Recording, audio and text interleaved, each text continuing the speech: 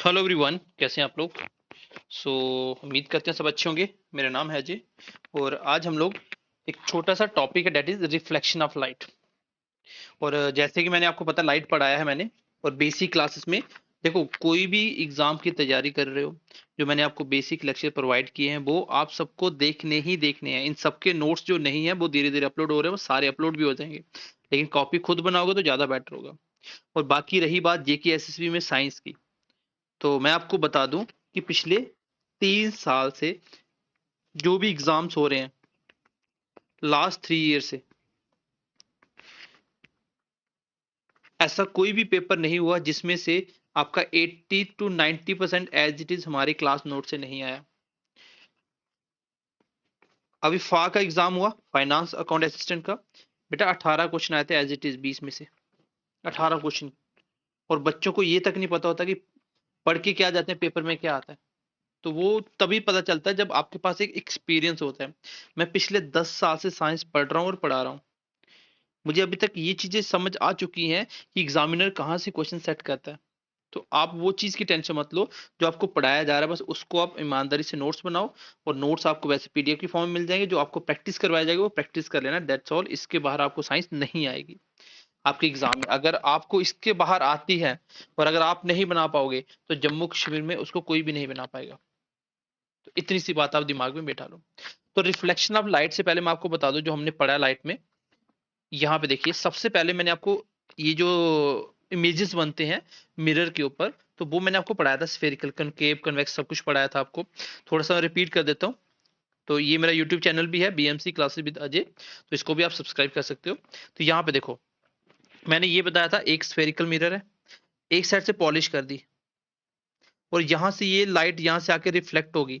इसको बोलते हैं क्या है, रिफ्लेक्टेड एरिया ऑफ मिरर, इसको बोलते हैं अपर्चर। जो रिफ्लेक्टेड एरिया ऑफ मिरर होता है, जहां से लाइट रिफ्लेक्ट करेगी। रिफ्लेक्ट करने का मतलब क्या होता है, टकरा के वापिस उसी मीडियम में आ जाना, that is known as reflection. उसको बोलते हैं अपर्चर। उसके बाद जो मिरर का सेंटर होता है, यहाँ पे एक मिरर है, उसके ऊपर एक सेंटर पॉइंट है, उसको बोलते हैं centre of mirror, that is pole. उसको हम पोल के नाम से डिनोट करते हैं। और सेंटर ऑफ कर्वेचर क्या होता है, सी। सी होता है सेंटर ऑफ कर्वेचर। कर्वेचर किसको बोल रहे हैं, जैसे एक ये शीशा पूरा, इसको बीच में से काट दिया, रेडियस का पॉइंट यही था ये, तो इसको मैं ऐसे लिख रहा हूँ इस पॉइंट को, तो ये है R C, that is known as centre of curvature. Centre of curvature से लेके पोल के बीच की दूरी को हम रेडियस कहते हैं। सेंटर ऑफ पोल से centre of sorry centre of mirror जिसको पोल बोलते हैं, पोल से लेके सेंटर ऑफ कर्वेचर के बीच की दूरी को हम लोग क्या कहते हैं, हम लोग रेडियस ऑफ कर्वेचर कहते हैं। और जो फोकस पॉइंट होता है ना, वो बिल्कुल मिडल में होता है। किस किस के मिडल में होता है, एस और पी के भी, एस और पी के बीच में, ठीक है। एस नहीं है, ये होगा सी, सी एन पी, ये पोल और सेंटर ऑफ कर्वेचर के बीच में जस्ट होता है फोकस। और जितनी लेंथ यहां से लेके यहां तक होगी, यहां से दोनों इक्वल होगी क्योंकि मिड पॉइंट है, इसी को फोकल लेंथ भी कहा जाता है।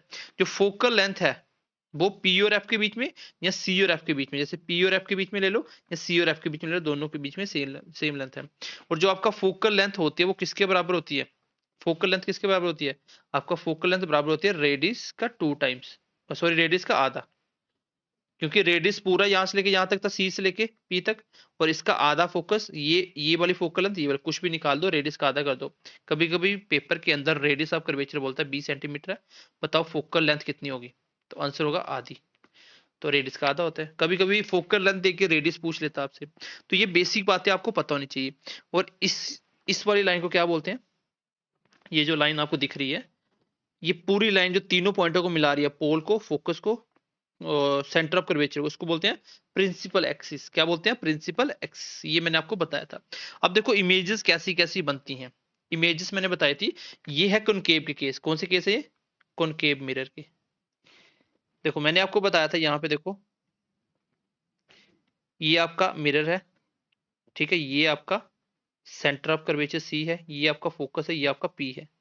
अगर ऑब्जेक्ट को रखा जाए इनफाइनाइट पे, तो उसका जो फोकस बनेगा, इमेज कहाँ बनेगी, वो शीशे में कहाँ दिखेगा, फोकस के ऊपर।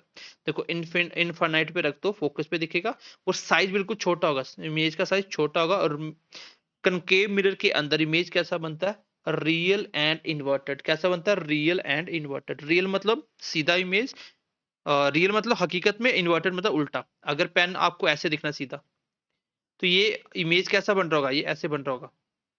That is known as inverted. और रियल मतलब हकीकत में इमेज बनता है, क्योंकि रिफ्लेक्शन है तो वही इमेज इस साइड बनता है। अगर हम थोड़ा सा पास लेके चले जाए ऑब्जेक्ट को, beyond the C, centre of curvature से थोड़ा सा पीछे, तो इमेज शिफ्ट हो जाएगी इस साइड, सी और एफ के बीच में आएगी, साइज फिर छोटा होगा। फिर हम सी पे रख दूं, सी पे रख दूं ऑब्जेक्ट को, उसकी इमेज भी सी पे बनेगी। That is the important point, देखो 5 स्टार दिए हुए यहाँ पे। और same he size of object होगा, जितना ऑब्जेक्ट का साइज है उतना इमेज का साइज होगा। और इमेज हमेशा रियल और इन्वर्ट ही बनती है मिरर के केस में, कौन से, कनकेव वाले में। अगर मैं थोड़ा आगे चला जाऊं, इमेज को यहां लेके आ जाऊं ऑब्जेक्ट को, इमेज कहां बनेगी, अब बियॉन्ड तो बन जाएगी सी, लेकिन साइज अब बढ़ जाएगा, इमेज का साइज बड़ा हो जाएगा। अब आगे अगर फोकस पे रखूं तो इनफाइनाइट पे चली जाएगी। और इसका एकमात्र केस होता है, ये मैं खाली रिवाइज करा रहा हूं, मैंने पढ़ाया हुआ है, टेंशन मत लेना, ये लाइट वाला चैप्टर पढ़ के ये चैप्टर पढ़ना आप, ठीक है। उसके बाद फोकस और पोल के बीच में अगर ऑब्जेक्ट रख दूं तो इसका इमेज आगे बन जाएगा बिहाइंड द मिरर। ये भी केस उल्टा होता है। इसी केस में एक इमेज बनता है वर्चुअल एंड इरेक्ट, मतलब क्या, रियल नहीं होता, वर्चुअल होता है और सीधा इमेज बनेगा। और यही केस सब किस में बनते हैं, कन्वेक्स के अंदर। कन्वेक्स मिरर में सारे यही केस बनते हैं, इमेज का नेचर। तो पेपर में नेचर ऑफ इमेज पूछा जाता है और साइज पूछा जाता है, और ये कहां पे रखे कहां पे बनता है ये पढ़ लेना अच्छे से, ये पेपर में क्वेश्चन आते हैं, ठीक है। तो ये मैंने आपको रिवाइज करवाया, हालांकि आपको खुद बिना देखे, लाइट चैप्टर बिना देखे आपको ये चैप्टर नहीं देखना जो मैं आपको अभी पढ़ा रहा हूँ, ओके। इसमें एक छोटा सा टॉपिक मैंने नहीं करवाया था, दैट इज प्लेन मिरर। यहाँ पे देखिए, reflection of light in plane mirror, reflection of light in plane mirror. तो प्लेन मिरर अभी तक हमने कर्व पढ़ लिए थे, कर्व वाले पढ़ लिए थे, जैसे कॉनकेव होगा, कन्वेक्स होगा, ये पढ़े थे। अगर हम बात करें प्लेन मिरर की, जो घर पे आप शीशे यूज करते हो देखने के लिए, तो वो प्लेन होता है, एक साइड से उस पर पॉलिश होता है, वो उस पर एक लेयर चढ़ाई जाती है, ठीक है। और उसमें रिफ्लेक्शन कैसा होता है लाइट का, तो यहाँ पे ऐसे लाइट, ये ऑब्जेक्ट आप देखना चाहते हो, इसका एक तो यहाँ पे रिफ्लेक्शन जाएगा तो वापिस यहीं पे आ जाएगा, दूसरा ऐसे जाके यहाँ पे आएगा, लेकिन आपस में कभी नहीं टकराएगा, इसलिए हम इसको ऐसे करके एक वर्चुअल इमेज हमें शीशे में दिखती है, ठीक है। इसमें आपको इंपॉर्टेंट पॉइंट क्या याद रखना है, देखो इंपॉर्टेंट पॉइंट क्या याद रखना है कि दो रे होगी तभी इमेज दिखता है। और इमेज कैसा होगा, वर्चुअल एंड इरेक्ट। कैसा होगा, वर्चुअल एंड इरेक्ट। अगर पूछे प्लेन मिरर के अंदर इमेज कैसा बनता है, देन आंसर क्या होगा, वर्चुअल एंड इरेक्ट। और यही होता है आपका कन्वेक्स के अंदर। कन्वेक्स मिरर में भी अगर आपको नेचर ऑफ इमेज पूछे, ऑब्जेक्ट कहीं भी रख दे, इनफाइनाइट पे रखते, सी पे रखते, बिहाइंड द सी रखते, सी और एफ में रखते, एफ और पी कहीं भी रखते, इमेज का नेचर यही रहेगा। और कनकेव वाले मैंने बता दिया था, रियल और इन्वर्ट होता है, एक केस को छोड़ के, बाकी सब में यही आंसर होता है। और जो आपका डिस्टेंस होगा इमेज का, उतना ही डिस्टेंस दिखेगा ऑब्जेक्ट में। अगर मान लो आप शीशे से 1 फीट दूर हो, तो शीशे के अंदर भी आपको 1 फीट दूर ही दिखेगा, 1 फीट दूर ही दिखने वाला है। हाइट भी आपको अपनी सेम दिखती है, हाइट भी अपनी आपको सेम दिखती है। और लेटरली इन्वर्ट होता है, जैसे आप शीशे में कोई, आप जैसे कोई मान लो टीवी लगा हुआ है, वहां पे कोई बैट्समैन बैटिंग कर रहा है, आप उसको शीशे में देखोगे ना, आपको बैट्समैन जो राइट है वो लेफ्ट ही दिखेगा। तो कुछ चीजें उल्टी दिखती हैं, जैसे अल्फाबेट में देखोगे ना जे को, तो जे ऐसे दिखेगा, पी को देखोगे पी उल्टा दिखेगा ऐसे। तो ये होता है लेटरली इनवर्ट, ठीक है। तो यहाँ पे आपको क्या क्या याद रखना है, यहाँ पे इंपॉर्टेंट पॉइंट बता दिए कि प्लेन मिरर के केस में अगर आपको पूछ लिया जाए कि नेचर ऑफ इमेज क्या होता है, then answer will be the virtual and erect. Plane mirror में कैसा इमेज होता है, वर्चुअल इमेज बनता है और इरेक्ट बनता है, जो आप देखते हो। इरेक्ट मतलब देखो सीधे दिखते हो ना, शीशे में देख रहे हो अपने आप को तो सीधे दिखोगे। और सेम डिस्टेंस होगा इमेज का एज ऑब्जेक्ट, जितनी दूर ऑब्जेक्ट होगा उतना ही इमेज का दिखेगा। अगर क्वेश्चन आ गया पेपर में कि आप शीशे से, प्लेन मिरर से 2 फीट दूर हो, तो इमेज कहां दिखेगा, वो भी शीशे में ऐसा लगेगा 2 फीट दूर ही बनेगा। हाइट सेम बनेगी, लेटरली इन्वर्ट होगा, ओके। आगे देखिए, image found by plane mirror. Plane mirror के द्वारा इमेज कैसी बनती है, अभी मैंने बता दिया, इरेक्ट बनती है और वर्चुअल बनती है। कैसी बनती है, erect and virtual. This is the important point. So nature of the image is erect and virtual. एक बात मैंने और बता दी कि distance of image from mirror, mirror से जितनी दूर ऑब्जेक्ट होगा, जिसको भी देख रहे हो आप, अपना थोपड़ा देख रहे हो, आप खड़े हो तो आप एक ऑब्जेक्ट हो, equal to the distance object from the mirror. तो जो डिस्टेंस बनेगा इमेज का, वो भी कितना होगा, ऑब्जेक्ट का जो भी डिस्टेंस होगा वही इमेज का डिस्टेंस होगा, ये बोला हुआ है। Distance of image from the mirror, जो इमेज बनेगी उसका डिस्टेंस ऑब्जेक्ट के डिस्टेंस से इक्वल होगा, ये चीज याद रखना, ठीक है। इट इज लेटरली इन्वर्टेड, मैंने पहले ही बता दी ये पॉइंट। बोला कि if plane mirror is rotated through an angle theta, very very important point, and it is expected that कि ये क्वेश्चन एग्जाम में पूछा जा सकता है। बोले कि अगर आप प्लेन मिरर को क्या करो, रोटेट कर दो at an angle theta, theta कुछ भी हो सकता है, it may be 10 degree, 20 degree, 15 degree, 50 degree, कुछ भी हो सकता है। अगर आपने प्लेन मिरर को कितना रोटेट किया, किसी एंगल से रोटेट किया, उसकी जो रिफ्लेक्टेड रे होगी वो कितनी रोटेट करेगी, वो करेगी डबल, डबल एंगल से। भाई मान लो ये आपका एक प्लेन है, यहां से लाइट आ रही थी और ऐसे आपकी लाइट रिफ्लेक्ट कर रही थी, ठीक, ये आपका प्लेन था, ठीक है, ये होता है इंसिडेंट रे, ये होता है रिफ्लेक्टेड रे। बोल रहा है कि अगर मैं इस प्लेन को, ये जो शीशा जिसमें रिफ्लेक्ट कर रही थी लाइट, इसको मैं थोड़ा सा रोटेट कर दूं, ऐसे ऐसे रख दूं शीशा, अब जो लाइट आएगी अगर मान लो 20 डिग्री से आ रही होगी, तो अब कितने से, 20 से आ रही होगी, अब रिफ्लेक्ट कितने से, डबल से कर जाएगी, मतलब ज्यादा फर्क पड़ जाएगा। अगर आपने इंसिडेंट रे चेंज किया, आपने इंसिडेंट रे वही रखा लेकिन आपने शीशा चेंज कर दिया, थोड़ा सा टेढ़ा कर दिया, तो इन दैट केस अगर आपने 10 डिग्री रोटेट करा है तो इमेज आपकी जो रिफ्लेक्टर रे होगी वो 20 डिग्री चेंज हो जाएगी, मतलब डबल होता है। ये बहुत इंपॉर्टेंट क्वेश्चन होता है, ये पेपर में बहुत बार पूछा गया है कि अगर एक प्लेन मिरर को 10 या 20 या 30 या 40 वट इतने डिग्री से रोटेट किया जाए, बताओ इमेज कितने डिग्री से रोटेट हो जाएगी, आंसर होगा 2 थीटा से, डबल। ठीक है, ये चीज याद रखना, ये बहुत इंपॉर्टेंट क्वेश्चन है। आप घर पे कभी कभी प्लेन मिरर लेते हो तो सनलाइट आती है, तो आप भी तो रिफ्लेक्ट करते हो, किसी की आंखों में लाइट रिफ्लेक्ट करते हो, थोड़ा सा भी शीशा का 10 डिग्री रोटेट करोगे तो रिफ्लेक्शन 20 डिग्री रोटेट हो जाएगा, इसी याद रखना। बोला कि the minimum length of a plane mirror in which a person can sees and her full image half the height of the person, that is also important point. अगर आपको अपनी इमेज पूरी प्रॉपर देख, क्योंकि अगर आपकी हाफ हाइट का शीशा होगा देन आप बराबर दिखोगे जितने हो, लेकिन बड़ा शीशा लगा देंगे तो आप बहुत बड़े दिखोगे। ठीक है, चलिए आगे देखते हैं नेक्स्ट।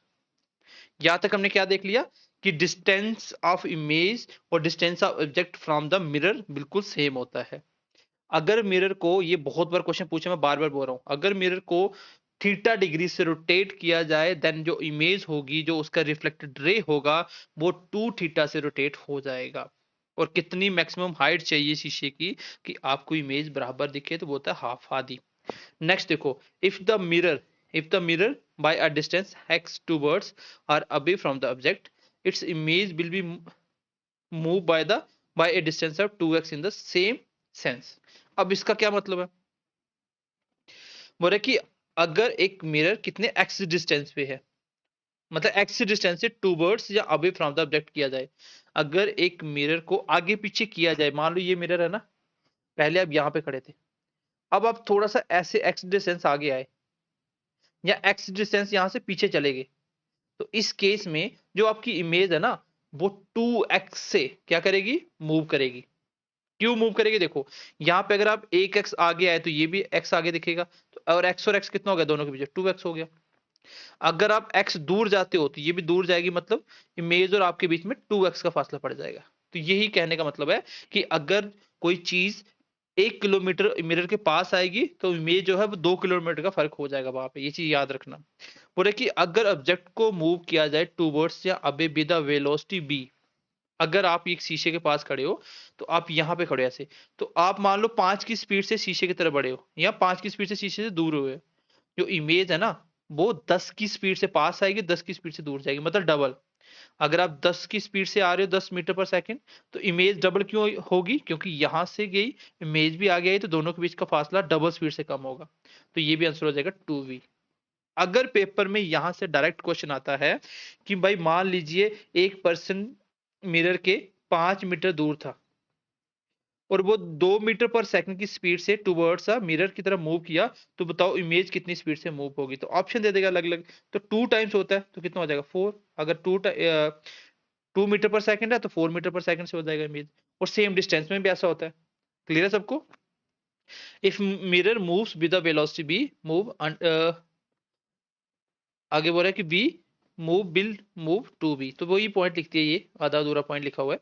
यही है कि अगर आप v की स्पीड से चलते हो तो वो v की डबल v की स्पीड से वो इमेज आपका चलेगा। आई होप यहाँ तक क्लियर होगा। इसमें इंपॉर्टेंट पॉइंट क्या थे आपके? इंपॉर्टेंट पॉइंट ये थे, एक ये वाला, दोनों में डबल होता है, इमेज डबल हो जाएगी। स्पीड से बढ़ रहे हो तो इमेज की स्पीड डबल हो जाएगी, अगर आप डिस्टेंस कवर कर रहे हो तो डिस्टेंस इमेज का डबल हो जाएगा, कम या ज्यादा जो भी होता है। ठीक है, चलिए आगे देखिए। आगे है मैग्निफिकेशन और लीनियर मैग्निफिकेशन। मैग्निफिकेशन क्या होता है? मैग्नी मतलब चीज को बड़ा करना, मैग्नीफाई करना, जैसे शीशे क्या करते हैं? मैग्नीफाई करते हैं। तो मैग्निफिकेशन निकालने का फॉर्मूला होता है m equal to height of image, मतलब आप एक इमेज देख रहे हो 5 फीट की, और उसको शीशा कैसा लगाया उसने, आपकी इमेज को कितना मैग्नीफाई किया, बड़ा दिखाया, 10 फीट हो गया मान लो, 4 फीट 7 फीट, छोटा दिखाया बड़ा दिखाया। तो अगर मैग्नीफाई इमेज का मैग्निफिकेशन निकालना है, मतलब वो चीज आप कितनी बड़ी देख पा रहे हो या कितनी छोटी देख पा रहे हो, दैट इज मैग्निफिकेशन। मैग्नीट्यूड कम ज्यादा करना, वो निकालने का तरीका होता है इमेज ने कितनी हाइट पकड़ी, हाइट ऑफ द इमेज क्या निकली, और ऑब्जेक्ट की हाइट क्या थी। मान लो आपने अपना इमेज देखा, आप 5 फीट 10 इंच के हो, शीशा बड़ा लगा हुआ था, आपकी इमेज आपको दिख रही है शीशे में 7 फीट की, 7.10 लगाते हैं चलिए। तो कोई पूछेगा कितना मैग्निफिकेशन हुआ, तो इसकी हाइट कितनी है इमेज की, 7.10, नीचे 5.10, पॉइंट से पॉइंट कट गया, जीरो से जीरो कट गया, तो जो भी है यहाँ पे देख लो कितना डिस्टेंस है, इतना क्या हुआ, मैग्निफिकेशन हो गया। जब मान लो आप 5 फीट का है तो इमेज 10 फीट की होगी, तो कैसे दिखेगा, इमेज का और ये 5 का मतलब 2 टाइम्स, कितनी होगी, 2 टाइम्स। दोबारा से बताता हूँ, मान लीजिए आपकी हाइट है 5 फीट, कितनी, 5 फीट, आपने मिरर में अपने आप को देखा, ठीक, 5 फीट छोटा हो गया, चलिए हम 6 फीट लेते हैं, आपकी हाइट है 6 फीट, आपको थोड़ा सा स्मार्ट बनाते हैं। अब 6 फीट हाइट है, लेकिन शीशा आपको कितना दिखा रहा है, 12 फीट, इतना बड़ा शीशा लगा हुआ 12 फीट का दिखा रहा है आपको। तो कोई पूछे मैग्निफिकेशन कितना हुआ, सर मैग्निफिकेशन निकालने का फॉर्मूला क्या होता है कि हाइट ऑफ इमेज कितनी है, 12, हाइट ऑफ आपकी कितनी है, 6, देखो हाइट ऑफ ऑब्जेक्ट जिसको देख रहे हो, तो 2 आया, डेट मीन्स कि 2 टाइम्स हो गया। आपकी हाइट 6 फीट है तो 12 दिखाएगी, 5 है तो 10 दिखाएगी, तो मैग्निफिकेशन कितना, 2 टाइम्स। या इमेज डिस्टेंस और ऑब्जेक्ट डिस्टेंस कितना है, दोनों का सेम ही तरीका होता है। तो मैग्निफिकेशन कैसे निकालते हैं, इमेज की हाइट भी दे सकते हो और डिस्टेंस में भी दे सकते हो, कितनी डिस्टेंस से निकाल रहा है, देखो यहाँ पे दोनों फॉर्मूले सेम ही होते हैं। अगर डिस्टेंस की फॉर्म में दिया तो इमेज का डिस्टेंस ऊपर लोगे, नीचे ऑब्जेक्ट का, हाइट में दिया तो ऐसे लोगे, इमेज का पहले लेना, नीचे हाइट का। जैसे देखो मैग्नीट्यूड मैग्निफिकेशन निकालने का तरीका, height of image, height of object, और यहाँ पे ये होता है, अगर डिस्टेंस की बात करें तो माइनस वी बाई यू, तो यू क्या होता है, इमेज का डिस्टेंस, और नीचे ऑब्जेक्ट का डिस्टेंस, और यहाँ पे नेगेटिव आता है साइन। ठीक है, तो ये होता है मैग्निफिकेशन निकालने का फॉर्मूला। अगर यहाँ से न्यूमेरिकल भी छोटा छोटा बनाता है तो आप कर सकते हो। ठीक है, आपको बोल देगा कि किसी चीज की हाइट 2 फीट थी, उसको मैग्नीफाई करके कितना 6 फीट दिखा, उसकी हाइट दिख रही है 6 फीट की, बताओ मैग्निफिकेशन कितना हो। आप बोलोगे सर इमेज की 6, आपकी 2 कट के 3, मतलब 3 टाइम्स हो गया आंसर, आंसर आ जाएगा 3 टाइम्स। ऑप्शन में 2 टाइम्स भी होगा, 4 टाइम्स भी होगा, सेम भी रहेगा, तो आपको देखना है कि 3 टाइम्स होगी। समझ आई बात की, ओके। नेक्स्ट देखते हैं।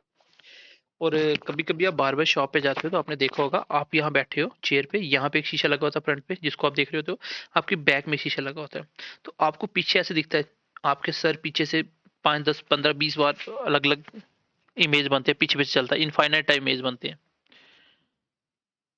तो ये बोलता है कि नंबर ऑफ इमेज कैसे बनेगी, हम शीशे को, अगर वो क्या करते हैं, दो शीशे को आपस में कहीं प्लेस करते हैं, तो देखो, if two plane mirrors facing each other, एक मिरर इधर है एक इधर है, दोनों एक इधर में दिखता है, यहाँ से दिखता है, तो आप इधर देख रहे हो तो पीछे बैक साइड कैसे दिखेगा, और inclined at an angle with each other, किसी एंगल के ऊपर इंक्लाइंड हो गए, मतलब किस एंगल से आप उसको शीशे को लगा रहे हो आमने सामने। ठीक है, आमने सामने है तो कितना हो जाएगा, 180, क्या है 180, मतलब ऐसे समझ सकते हो 180 या 0 डिग्री, यहाँ पे दोनों के बीच में एंगल कितना है, 0 degree. The number of images of an object lying between them are, उन दोनों के बीच में कितनी इमेजेस बनेगी, यहाँ से देख के बैक साइड शीशे में देख रहे हो इसमें, तो आपको कितनी इमेजेस दिखेंगी, तो वो होता है 360 डिवाइडेड बाई थीटा। तो नंबर ऑफ इमेजेस कैसे निकलती हैं, 360 डिवाइडेड बाई थीटा। तो n stands for number of image, और निकालने का तरीका 360 बाई थीटा। अगर पेपर में क्वेश्चन आ गया कि दो प्लेन मिरर को क्या किया गया, इंक्लाइन किया गया, एंगल दे दिया 60 डिग्री पे, कितनों पे, दोनों के बीच में एंगल कितना रखा, 60 डिग्री का एंगल बना दिया, बोलेगा बताओ नंबर ऑफ इमेजेस कितनी बनेगी, कितने फेस आपको दिखेंगे उसमें, कितने दिखेंगे। तो n stands for number of images, निकालने का तरीका 360 को डिवाइड कर दो थीटा से। अगर n इवन हुआ तो आंसर एक कम कर देना, और अगर ऑड हुआ तो वही आंसर। ठीक, अगर एन ऑड है तो सेम आंसर। जैसे फॉर एग्जांपल यहाँ पे देखो क्वेश्चन बोल रहा है कि दो मिरर को अगर पैरेलल प्लेस किया जाए, पैरेलल का मतलब दोनों के बीच में पैरेलल, तो एंगल होगा 0 डिग्री, और 0 डिग्री में बेच ले तो एन इमेजेस कितनी बनती हैं 360। सर आपने बोला थीटा नीचे रखो, थीटा 0 है, that means infinite not defined. इतनी इमेजेस बनेगी यहाँ पे सेंटर में, यहाँ पे पीछे ऐसे ऐसे इमेज बनती जाएगी, ये आप हो या यहाँ रियल हो, ये रियल हो, आगे इमेज है तो ऐसे दिखती चली जाएगी। तो बेसिकली आपको याद क्या रखना है यहाँ पे, आपको यहाँ पे याद रखना है कि नंबर ऑफ इमेज कितनी बनती हैं अगर हम लोग दो प्लेन मिरर को इंक्लाइन करें किसी एंगल के ऊपर। तो अगर आप चाहते हो इनफाइनाइट तो दोनों को पैरेलल लगाओ। अगर आप चाहते हो कितनी इमेज, मान लो 60 डिग्री पे लगा दिया, तो 60 डिग्री लगाते हैं, नंबर ऑफ इमेज कितनी होगी 360 डिवाइडेड बाई 60, 0 से 0 कट गया 6। सर 6 इमेज बनेगी, 6 क्या है इवन है ना, तो इवन में से एक कम करना होता है। सर 5 इमेज बनेगी, 5 अगर इवन आया तो एक कम करना होता है। मान लो किसने बोला 90 डिग्री पे दो मिरर आपने प्लेस कर दिए, तो नंबर ऑफ इमेज बताओ अगर प्लेन मिरर ना दो, तो सर 360 डिवाइड बाई 90 रखेंगे, आंसर कितना आ गया 4। तो इवन है तो एक कम करो, आंसर आ गया 3। सर 3 इमेज दिखेंगी मुझे। तो आई होप कि नंबर ऑफ इमेज आप निकाल सकते हो अगर दो प्लेन मिरर को आपस में क्या किया जाए, इंक्लाइंड किया जाए किसी एंगल के ऊपर। बट याद रखना अगर इवन हुआ तो एक कम करके आंसर लिखना, अगर ऑड आया तो सेम आंसर होता है। क्लियर है सबको? अगर हम नंबर ऑफ इमेजेस की कुछ एग्जांपल देखें तो देखो ध्यान से, यहाँ पे देखिए, ये देखो एक इंसान खड़ा है, दो प्लेन मिरर को इस तरीके से इंक्लाइन किया गया, इस एंगल से लगाया गया कि आपको नंबर ऑफ इमेजेस कितनी दिख रही है बंदे की 4। पेपर में आ सकता है कि अगर आपको नंबर ऑफ इमेज कितनी है 4 है, तो कितने डिग्री पे इंक्लाइंड किया होगा, तो थीटा निकालो, क्योंकि एन क्या होता है 360 डिवाइड बाई थीटा। अगर थीटा नहीं दिया तो नंबर ऑफ इमेजेस दे देगा, तो कितना आंसर आ जाएगा, थीटा चला गया ऊपर, ये कट गया मेरा कितना 9 से, डेट मीन्स 90 डिग्री पे इंक्लाइन किया गया होगा, तो आंसर आ जाएगा नंबर ऑफ इमेजेस, तभी 4 बन सकती हैं। यहाँ पे देखो इनफाइनाइट है, ये दोनों क्या होंगे पैरेलल होंगे। यहाँ पे इमेजेस कितनी बन रही है इनफाइनाइट। यहाँ पे देखो 3 इमेज बन रही हैं, तो ये भी आप निकाल सकते हो कि एन कितना होगा 360 डिवाइड बाई थीटा। यहाँ पे एन कितना दे दिया 3, तो ये कितना आ गया 360 डिवाइड बाई थीटा, ये कट के 12 के साथ थीटा कितना आ गया 120, तो 120 डिग्री पे इंक्लाइंड किया गया होगा। तो ऐसे भी क्वेश्चन बनाया जा सकता है। नेक्स्ट देखो कुछ important uses of plane mirror, इसको हम कहाँ कहाँ यूज कर सकते हैं।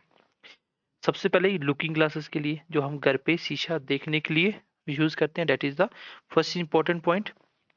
सेकंड, पेपर में आता है क्वेश्चन कि हम लोग जो घर पे मिरर यूज करते हैं देखने के लिए वो कौन सा होता है, लुकिंग ग्लासेस, वो प्लेन मिरर होते हैं। ठीक है, बिल्कुल प्लेन सीधे होते हैं, आपको भी पता है वो।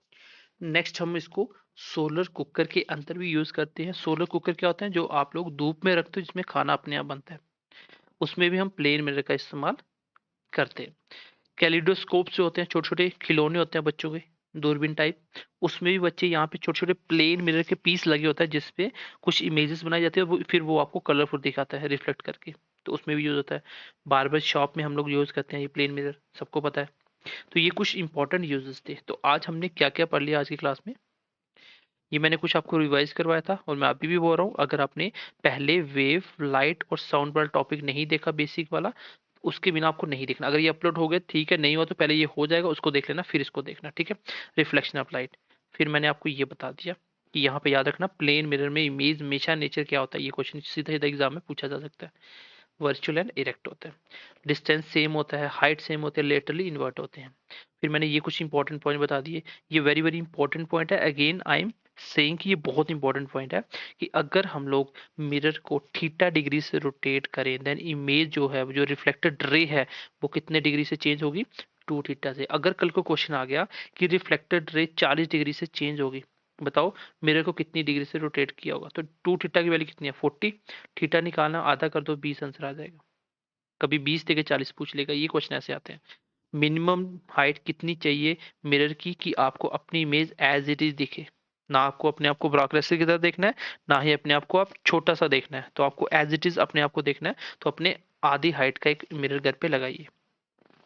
फिर मैंने बताया कि अगर आप किसी इमेज को देख रहे हो, किसी डिस्टेंस पे खड़े हो, आप कुछ डिस्टेंस चलते हो तो इमेज आपकी डबल डिस्टेंस से चलेगी। दूर जा रहे हो तो भी डबल होगा। मतलब अगर आपने ऑब्जेक्ट को 5 मीटर चलाया तो इमेज जो होगी वो 10 मीटर चलेगी, क्योंकि 5 इधर से 5 इधर, 10 का फासला कम हो जाएगा। सेम अगर वेलोसिटी की बात करें तो भी इमेज की वेलोसिटी डबल होती है। फिर मैंने कुछ मैग्निफिकेशन ऑफ लीनियर मैग्निफिकेशन के बारे में बताया कि कैसे मैग्निफिकेशन, इमेज कितनी बड़ी या छोटी है वो कैसे निकालते हैं। फिर मैंने यहाँ पे नंबर ऑफ इमेज बता दिए और ये कुछ आपको इंपॉर्टेंट यूज बता दिए। एंड आई होप कि इस टॉपिक में अभी आपको डाउट नहीं बचेगा। बाकी वेव लाइट साउंड देखिए, फिर इसको देखिए, ये भी टॉपिक कंप्लीट हो गया। अब हमारा 1 से 2 टॉपिक बच गया, फिजिक्स हमारी कंप्लीट हो जाएगी। और बायो में कुछ खास है नहीं, मैंने सब कुछ पढ़ाया, जो भी इंपॉर्टेंट है वो एक्स्ट्रा आपको बता दूंगा, अदरवाइज आपकी बायो कंप्लीट हो जाएगी। फिर हम पकड़ेंगे केमिस्ट्री को, जो इंपॉर्टेंट होगा वो देखेंगे, ठीक है। तो चलिए मिलते हैं। बाकी मैथ की प्रैक्टिस करते रहिए, मैथ आई थिंक कि कंप्लीट हो ही गया होगा आपके उसमें। बाकी मैं प्रैक्टिस सेशन डाल दूंगा, वो आप देखिए, ठीक है। चलो मिलते हैं अगली क्लास में। Bye bye, take care and God bless you.